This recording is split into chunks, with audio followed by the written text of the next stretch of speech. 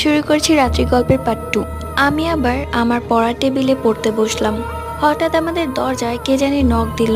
অনেক রাত, দেন দেখতে গেলাম কেউ ছিল না। যখন দরজা আবার আটকিয়ে আসতে নিলাম, হঠাৎ আমার বিড়াল এক জায়গায় এক নজরে অনেকক্ষণ তাকিয়ে আছে। আমি বললাম, ব্লাকি কই তাকিয়ে আছো? তখন ওকে নিয়ে আমার রুমে আসলাম।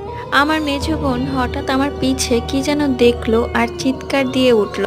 আমিও হঠাৎ ভয় পেয়ে গেলাম। আমি বললাম, কি হলো হঠাৎ তোর?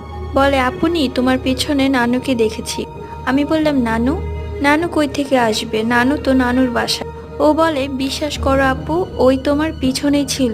আমি বলি, ভুল দেখেছো। পরে ওরে সান্ত্বনা দিয়ে ওরে বললাম, অনেক রাত হয়েছে, তুমি এবার নিজের রুমে গিয়ে ঘুমিয়ে থাকো। ও বলে, না তুমিও চলো, আমাদের সাথে ঘুমাবে।